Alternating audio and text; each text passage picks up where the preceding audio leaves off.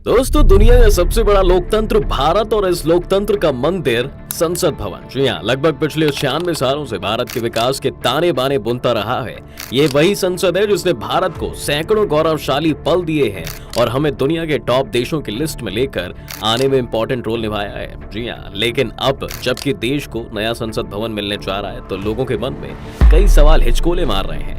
आखिर नए और पुराने संसद भवन में क्या फर्क है? हमें एक नए संसद भवन की जरूरत क्यों पड़ी?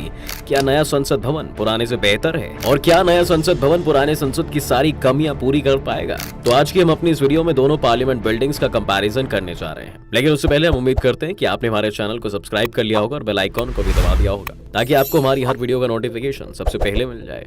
दोस्तों, दोनों बिल्डिंगों को कंपेयर करते हुए सबसे पहले बात कर लेते हैं इनके कंस्ट्रक्शन और आर्किटेक्चर के बारे में। अगर बात करें पुराने संसद भवन की, तो भारत की लोकतांत्रिक भावना का प्रतीक कहे जाने वाली संसद भवन की पुरानी बिल्डिंग सेंट्रल विस्टा के सेंटर से बनी हुई है। बताया जाता है कि इसे British architect sir Edwin Lutyens और हर्बर्ट बेकर ने डिजाइन किया था। पुराना संसद भवन कॉलोनियल पीरियड की इमारत है जिसको बनाने में लगभग 6 साल लगे थे। बेसिकली पार्लियामेंट हाउस कहे जाने वाले इस इमारत में ब्रिटिश सरकार की लेजिस्लेटिव काउंसिल हुआ करती थी। इसके बाद 1956 में जब देखा गया कि इसमें और ज्यादा जगह की जरूरत है तो इस मांग को पूरा करने के लिए संसद भवन में 2 और मंजिलें जोड़ी गईं। इसके अलावा साल 2006 में इसमें भारत की विरासत के 2500 वर्षों को डिस्प्ले करने के लिए पार्लियामेंट म्यूजियम भी बनवाया गया। संसद भवन की पुरानी बिल्डिंग का निर्माण साल 1921 में शुरू किया गया था दोस्तों, और 1927 में ये पूरी तरह बनकर तैयार हो गया। वहीं इसके बनने की बात करें तो इस भवन के आकार को गोल बनाया गया और इसके पीछे की सबसे बड़ी वजह थी कि गोल आकार का काउंसिल हाउस और कॉलेजियम डिजाइन का एक्सपीरियंस करवाता था। इसके अलावा ऐसा भी माना जाता है कि मुरैना मध्य प्रदेश का 64 योगिनी मंदिर से प्रेरित होकर एडविन लुटियन ने इसे गोल आकार का बनवाया था। हालांकि इस बात का कोई हिस्टोरिकल प्रूफ नहीं है। इसके दूसरी तरफ अगर हम बात करें तो नए संसद भवन का निर्माण एक देसी कंपनी ने किया है। जी हाँ, यह देश के जाने माने टाटा ग्रुप की कंपनी टाटा प्रोजेक्ट लिमिटेड है। नए संसद भवन के निर्माण के लिए टेंडर निकाला गया था। यह टेंडर टाटा प्रोजेक्ट ने ही जीता था। यह सेंट्रल विस्टा रीडेवलपमेंट स्कीम्स का एक हिस्सा है। इस टेंडर के लिए टाटा प्रोजेक्ट ने लार्सन एंड टुब्रो को पीछे छोड़ दिया था।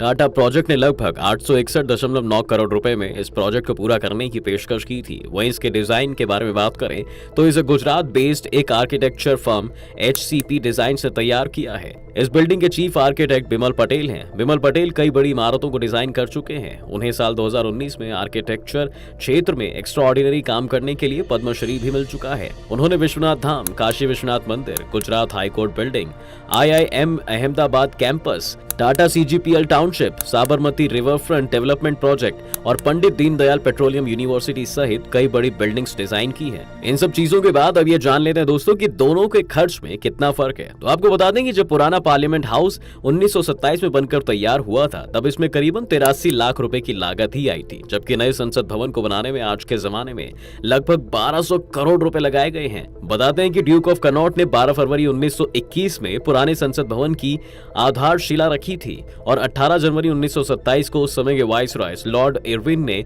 इसका उद्घाटन भी किया था। उस समय इसे हाउस ऑफ पार्लियामेंट कहा जाता था, जबकि नए संसद भवन की आधारशिला प्रधानमंत्री नरेंद्र मोदी ने 10 दिसंबर 2020 में रखी थी। अगला बड़ा सवाल ये आता है दोस्तों कि आखिर हमें नए संसद भवन की जरूरत क्यों पड़ गई? तो आपको बता दूं कि मौजूदा संसद भवन में अभी तक सांसदों के कार्यालय भी मौजूद नहीं थे, जबकि सांसदों की तरफ से लगातार मांग उठ रही थी कि उनको संसद भवन परिसर में ही ऑफिस मिलना चाहिए, जिससे कि वह अपने कामकाज को बेहतर ढंग से कर सके।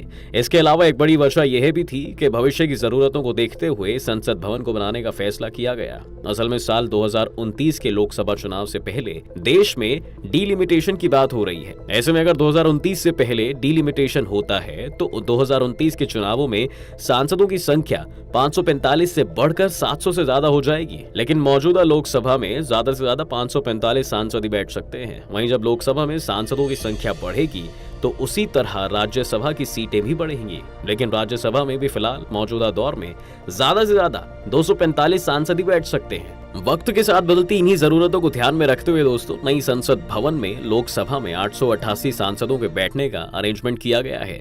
वहीं राज्यसभा में 384 सांसदों के बैठने का इंतजाम किया जाएगा। इसके साथ ही जो संसद भवन आज की तारीख में खड़ा हुआ है वह आज से करीब 100 साल पहले की जरूरतों को ध्यान में रखते हुए 1927 में बनकर तैयार हुआ था, लेकिन उसके बाद में करीबन 93 साल से ज्यादा का वक्त गुजर चुका है और ऐसे में वह जरूरतें भी बदल गई हैं, जिनको ध्यान में रखते हुए इस संसद भवन का निर्माण किया गया था। इसके अलावा नए संसद भवन में आजादी के प्रतीक सेंगोल को भी रखा जाएगा। इसके दूसरी तरफ अगर बात करें तो पुराने संसद में बिछाई गई बिजली की तारें भी काफी पुरानी हो गई हैं। जो बिजली की तारें बिछाई गई हैं वह करीब 100 साल पहले तैयार की गई इमारत के हिसाब से बिछाई गई थी, जो काफी पुरानी हो गई है। ऐसे में देखा गया है कि इसमें वक्त वक्त पर शॉर्ट सर्किट जैसी समस्याओं का सामना करना पड़ता है। इन्हीं सब बातों को ध्यान में रखते हुए सरकार ने फैसला किया कि जो नया संसद भवन तैयार होगा उसमें मॉडर्न भारत की जरूरतों को ध्यान में रखते हुए सारे इंतजाम किए जाएंगे। नए संसद भवन में क्या क्या बदल जाएगा? नए संसद भवन में लोकसभा और राज्यसभा हॉल में हर बेंच पर एक साथ 2 सदस्य बैठ सकेंगे और हर सीट डिजिटल सिस्टम और टच स्क्रीन से लेस की गई है, जबकि पुरानी संसद में ज्यादातर काम पेपर से हुआ करते थे। नए संसद भवन में लोकसभा को राष्ट्रीय पक्षी मयूर के डिजाइन पर, जबकि राज्यसभा को राष्ट्रीय फूल कमल के डिजाइन पर तैयार किया गया है। वहीं पुरानी संसद के हॉल में ऐसा कुछ नहीं था। इसके अलावा नए संसद को अर्थक्वेक रेजिस्टेंट डिजाइन में तैयार किया गया है और ये सीस्मिक जोन 5 के हिसाब से बनाई गई है, जबकि पुरानी बिल्डिंग सीस्मिक जोन 2 के हिसाब से बनी हुई थी। ऐसा इसलिए क्योंकि जब पुरानी संसद बनी थी तब दिल्ली सीस्मिक जोन 2 में आती थी, लेकिन अब दिल्ली जोन 4 में आती है। नए संसद भवन को हर मामले में विश्व की सबसे मॉडर्न इमारत के तौर पर तैयार किया गया है दोस्तों। नया भवन करीब 64,500 स्क्वायर मीटर में फैला हुआ है, जबकि पुराना संसद 24,281 स्क्वायर मीटर में ही बना हुआ था। नए संसद भवन में लोकसभा में 888 सांसदों के बैठने की व्यवस्था होगी। वहीं राज्यसभा में 384 सदस्यों के बैठने का इंतजाम किया गया है, जबकि दोनों सदनों की ज्वाइंट मीटिंग में कुल 1280 सांसद एक साथ बैठ सकेंगे। वहीं एक नया बदलाव और हुआ है कि अब नए संसद भवन के कर्मचारी भी नई वर्दी पहनेंगे। जी हां, और नई वर्दी को national institute of fashion technology यानी NIFT ने डिजाइन किया है। पहले संसद के अंदर काम करने वाले कर्मचारी सफेद ड्रेस पहनते थे। वहीं नए संसद भवन में सेंट्रल हॉल नहीं होगा, इसकी जगह कमेटी हॉल होने वाला है। इसमें स्पेशली बेहद खूबसूरत कॉन्स्टिट्यूशन हॉल बनाया गया है। इस हॉल की खास बात यह है दोस्तों कि इसमें देश के पूर्व प्रधानमंत्रियों समेत महान सेनानियों की तस्वीरें लगाई जाएंगी। इसके अलावा इसमें लाउंज, लाइब्रेरी और कैंटीन की सुविधा भी होगी। इसके साथ ही नए संसद भवन में 3 एंट्री गेट बनाए गए हैं, जिनका नाम है ज्ञान द्वार, शक्ति द्वार और कर्म द्वार, जिससे कि सांसदों, VIP लोगों और दूसरे मेहमानों के लिए अलग अलग एंट्री होगी। साथ ही लोकसभा स्पीकर, प्रधानमंत्री और अपोजिशन लीडर के लिए भी स्पेशल चैम्बर बनाए गए हैं। वहीं आपको बता दें कि इस बात को लेकर PM मोदी ने भवन के शिलान्यास के दौरान जिक्र किया था कि फ्यूचर की जरूरतों को देखते हुए इस संसद भवन को नए तरीके से बनाने का फैसला लिया गया है।